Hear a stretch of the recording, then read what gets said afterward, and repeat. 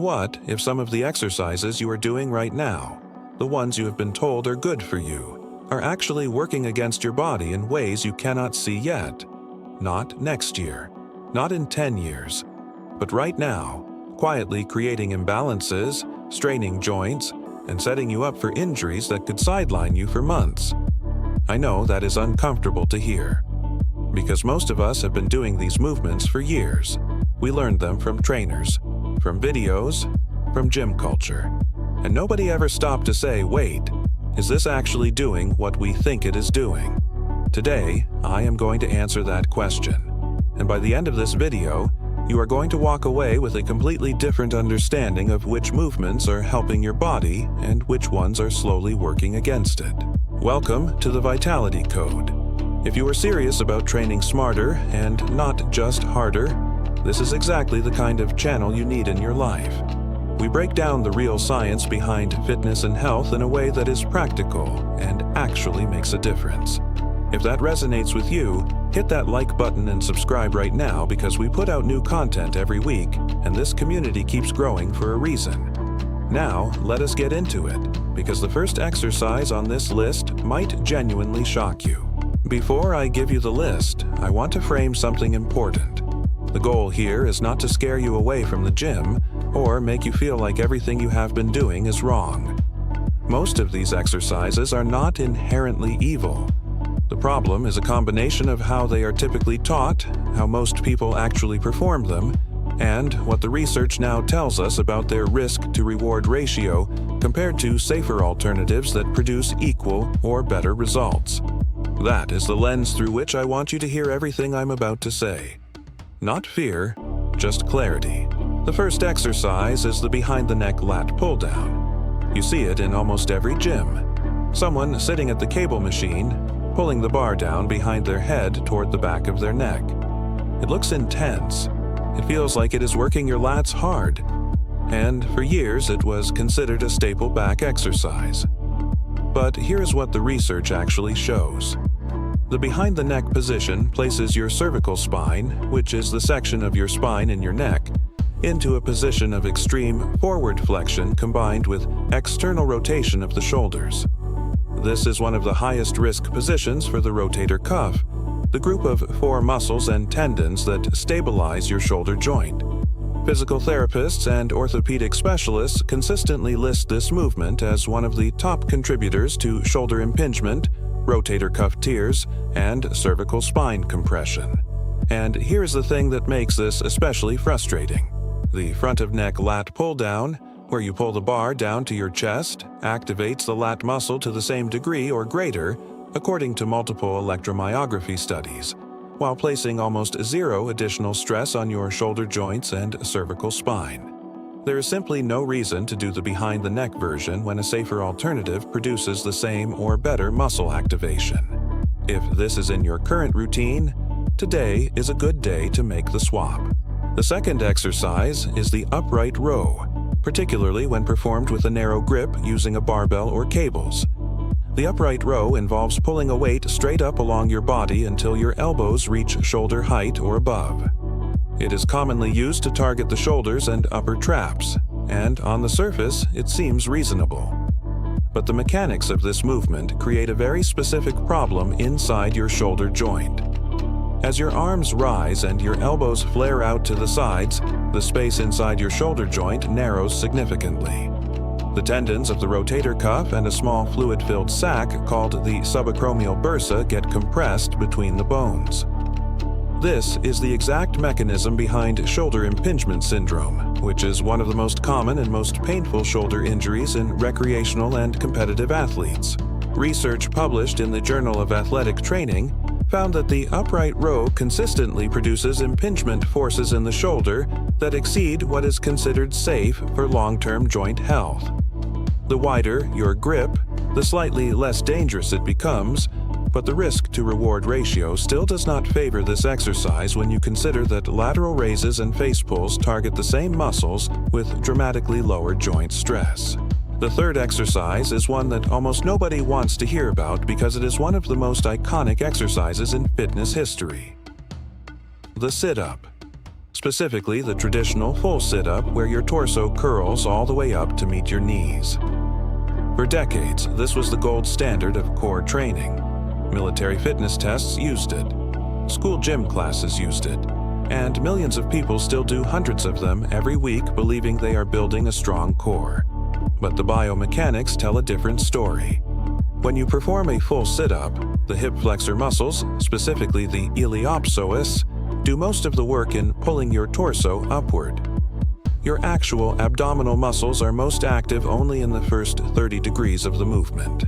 Beyond that, the hip flexors take over. This means the full-range sit-up is primarily a hip flexor exercise, not a core exercise. And because most people already have shortened overactive hip flexors from sitting too much, repeatedly loading them through full sit-ups creates anterior pelvic tilt, lower back compression, and, over time, chronic lower back pain. The late Dr. Stuart McGill, one of the world's leading spine biomechanics researchers, spent decades studying the compressive forces on lumbar discs during sit-ups, and concluded that the repeated spinal flexion under load creates cumulative damage to spinal discs that builds over time. The alternative is not complicated. Planks, dead bugs, and the first 30 degrees of a crunch activate your abdominal muscles effectively with a fraction of the spinal stress. The fourth exercise is one that fills most commercial gyms and sounds perfectly reasonable until you look at what it is actually doing. The leg extension machine. You sit in the seat, hook your ankles under the pad, and extend your legs out in front of you to work your quadriceps. It seems logical. You want to strengthen your quads, you extend your knee against resistance. But here's the problem. This movement creates what biomechanists call an open kinetic chain, meaning your foot is free in space and the force is applied at the very end of a long lever, which is your leg. The result is a shearing force across your knee joint, specifically across the anterior cruciate ligament and the patellofemoral joint, the area behind your kneecap. Research from the American Journal of Sports Medicine found that leg extensions produce significantly higher anterior shear forces on the knee than closed chain exercises like squats and lunges, where your foot is in contact with the ground. For people with any existing knee issues or previous ACL injury, the leg extension can actively worsen the problem. Even for healthy individuals, loading the knee joint in this way over months and years creates wear patterns that most orthopedic surgeons would rather not see. The squat, the split squat, and the step-up all build stronger quadriceps with significantly better knee joint mechanics and real-world carryover to how your body actually moves. The fifth exercise is one that shows up constantly in social media workouts and group fitness classes, and it sounds harmless, even beneficial. The kipping pull-up. If you are not familiar, a kipping pull-up uses a swinging momentum of the hips and lower body to propel yourself upward rather than relying purely on upper body pulling strength. It became extremely popular in certain high-intensity training communities because it allows people to do more repetitions faster. But the mechanics create a very serious problem at the shoulder joint. Each time the body swings forward and the momentum reverses direction, there is a sudden and significant distraction force, meaning a pulling apart force, placed on the shoulder joint at its most vulnerable position, when the arm is fully extended overhead and the shoulder is at end range. Sports medicine physicians have documented a significant rate of labral tears, rotator cuff damage, and shoulder instability in people who perform kipping pull-ups regularly, particularly those who lack the prerequisite shoulder stability and strict pulling strength to handle the forces involved. The strict pull-up, done with full control through the entire range of motion, builds genuine pulling strength, develops real shoulder stability, and places the joint in positions it is anatomically designed to handle. If you cannot yet do a strict pull-up, band-assisted strict pull-ups and inverted rows are the path forward, not kipping. Now, here is the part I really want you to sit with for a moment, because it is the bigger message underneath all of this. Fitness culture has a long history of celebrating difficulty over intelligence. The harder something looks, the more intense it feels, the more we assume it must be producing results. But your body does not care how dramatic an exercise looks.